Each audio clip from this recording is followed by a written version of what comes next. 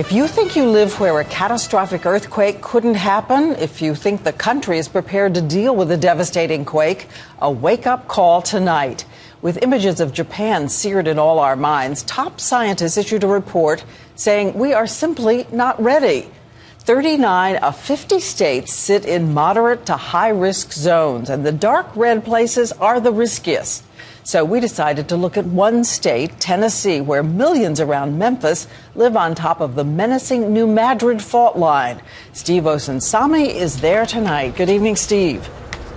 Good evening, Diane. The last time this fault jolted was in 1976, and you could feel it hundreds of miles away. Scientists now say this area is overdue for a much bigger one and that everyone should be ready. Experts today told us the Japanese are proof you can never be too prepared for earthquakes. They were the most ready in the world with the strictest building codes, skyscrapers built on springs, and it was still devastating.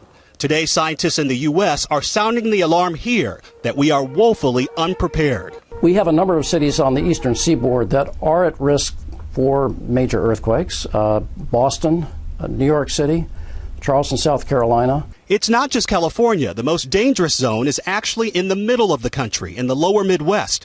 The last big one here was in 1895, and when, not if, when it happens again, there would be millions left homeless and billions in damages. In the central United States, it's like a hard, cold slab that allows energy to travel very efficiently. In California, the rocks are relatively hot and shattered, and energy dissipates quicker. Gary Patterson is a geologist in Memphis, and he showed us old buildings across his city that he says would never make it.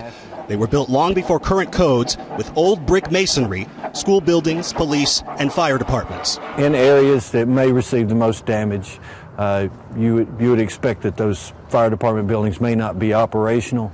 The scientists suggest that we test early warning systems, which were working in Japan and may have made a difference. They're pushing for more aggressive building codes and new rules to reinforce more of our oldest buildings. If you look at Haiti, Chile, Christchurch, and now Japan, I think it would be the question, why aren't we looking at this hazard and why are we not getting ready or prepared for earthquakes? FEMA is planning massive drills across the country next month here in Memphis, for example, and they're hoping, Diane, that everyone takes them seriously. Thanks so much, Stephen.